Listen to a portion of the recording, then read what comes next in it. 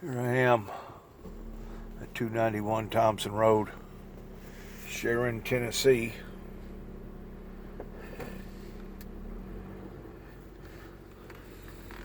I don't know if you can see my Sasquatch, the Beast display here, pertaining to decorating it for Thanksgiving as well as the upcoming holiday pertaining to veterans of flying the American flag. Let me back up a little bit here.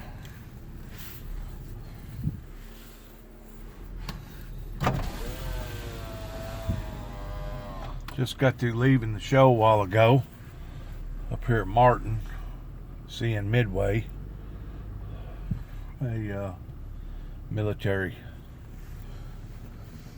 film that turned out to be pretty good. While I was in there, I seen one of the main radio announcers here in Weakley County that knows all about my life,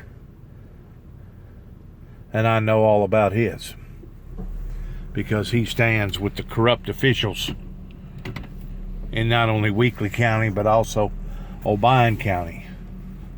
These are the people that thought that they had cornered the market pertaining to working underground, marketing their schemes towards certain people being elected, as far as being in control of the corruption here in this area.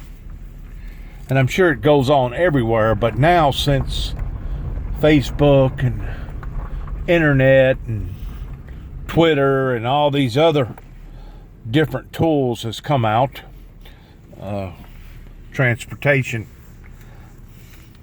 different vehicle transportation towards being able to get your messages out, I'm pretty sure that that's going to put a clinker on all these wealthy rich people that has panhandled off of their citizens in this area, that has done nothing but feed themselves and feed the corrupt. You know, whenever it comes to the bankers being taken care of, law enforcement's going to make sure that that particular industry is taken care of. Whenever it comes to the college and the professors and the business associates, well, law enforcement and the judges is going to make sure that all that's taken care of. But little people like me that that wasn't supposed to have a voice, yeah, they tried to destroy my credibility and my voice, going all the way back to the little old town of Kenton, Tennessee, pertaining to their corruption. Anyways, I seen him a while ago, and he didn't utter not one word to me knowing that I know him and he knows me. But I did catch wind of his wife saying, well, he's still back there.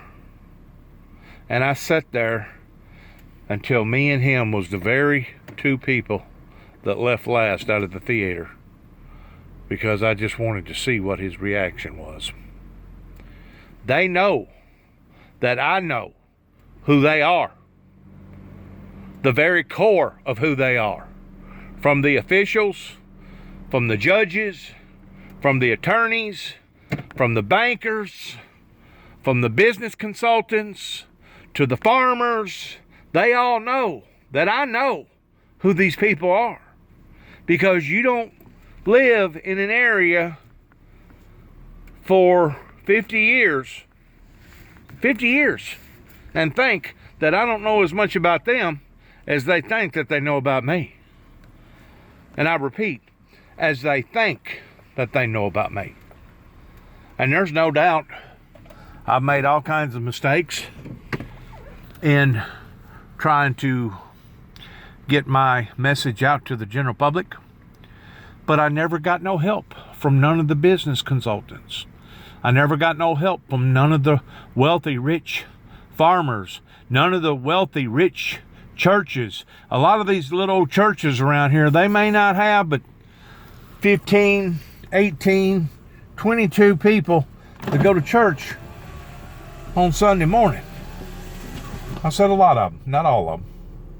But I guarantee you, out of those 22 people, every one of them has money to burn. Most of them.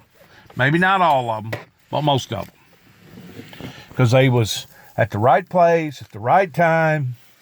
They wound up with lots of acreage. And these farmers farm it for them on shares. Basically, they get like a third, and the farmer that actually is doing the farming gets 2/3. So I'm very, very familiar in who my enemies are versus who my friends are in this area. And I've got a whole lot more enemies than I've got friends. And I'm talking about people with deep, deep pockets.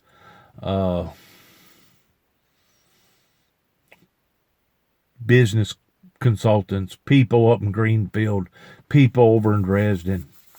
And they think that I'm not onto them while they sit idly by and let all this garbage go on out here at 291 Thompson Road that literally drove my brother David into an early grave. They think that I'm not onto them, but I know that I am.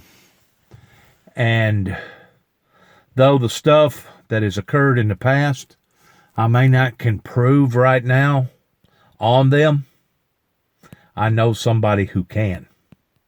And they may not be held accountable in this lifetime, in the lifetime that we're living in right now.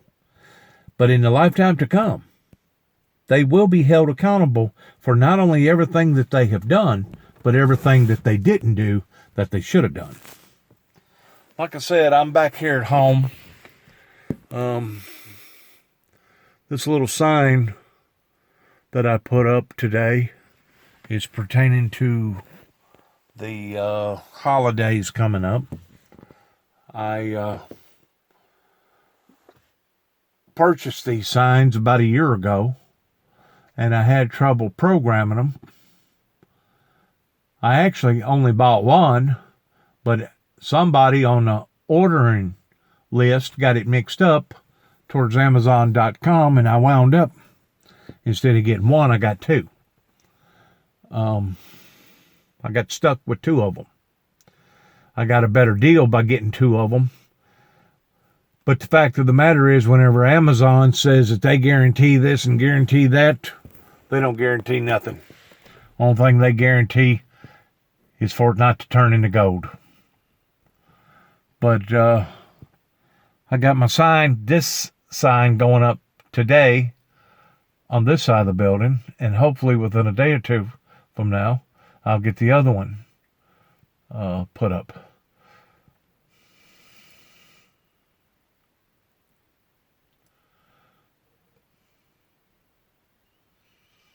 It's all part of the Windmill Ministries of St. Dale's getting its message out to whoever drives by. A matter of fact, this sign here that's facing the Beach Ridge bottom, probably if you was down there in the bottom, you'd actually be able to see a glare coming from this sign.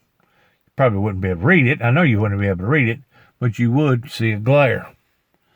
But I just wanted to share that pertaining to the radio announcer, the main radio announcer here in Weakley County.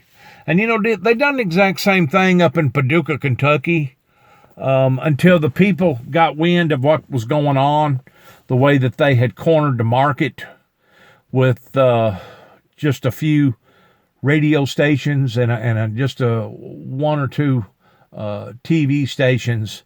And finally, the people up in that area caught on to them towards how that they had cornered the market, and they created more avenues in regard to being able to get their message out to the general public. That way they could get more of a fair, clear understanding towards what that they was going to be doing for the people if the people elected them. And of course now, since internet and Facebook and Twitter and all these other different social media platforms, it's just added that much more to the venue towards if people desires to want to run for office like that, that now maybe they got a much fairer chance at getting their message out versus 10 years ago whenever they didn't have all these platforms. So people like this major radio announcer that's up here in this area, you know, I'm pretty sure he's got fat pocketbooks, deep pockets pertaining to a good bank account, by basically cherry picking towards who he was going to favor towards and who he wasn't going to favor towards. And whenever I go into public places like a theater, I can sense that. I can feel that. I can identify that coming from various people in this area. Various people that are guilty of how that this country has been turned totally upside down to the point of us being almost $23 trillion in debt and over 2.3 million incarcerated prisoners in this country. It just so happens people like radio announcers and bankers, lawyers, judges, business consultants, it just so happens they're a little more craftier and smarter about their swindling techniques or their swindling tactics. That's how they got multi-rich. That's how a lot of them has deep, fat pockets pertaining to their bank accounts, is because they panhandled off of the people towards taking advantage of them.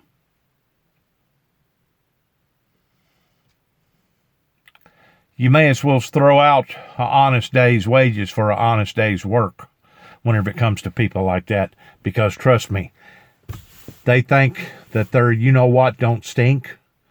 Just like a lot of these attorneys think that they're valued at $250 an hour versus everybody else valued in the state of Tennessee for minimum wage, which is $7.35 an hour.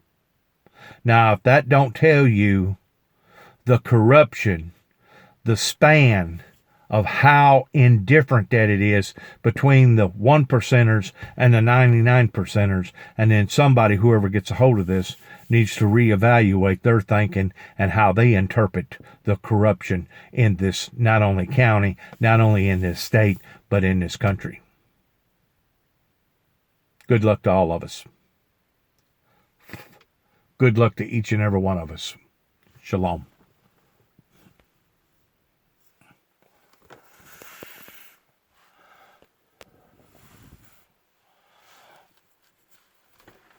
Yep. I was just supposed to be a statistic. I was supposed to have been another statistic that wound up either in prison or in jail the rest of my life or dead.